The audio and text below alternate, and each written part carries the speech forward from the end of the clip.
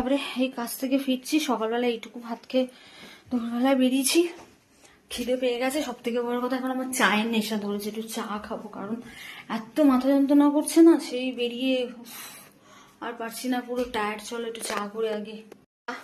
চা নিয়ে বসলাম গো, কি মাথা যন্ত্রণা করছে না সে বলার না।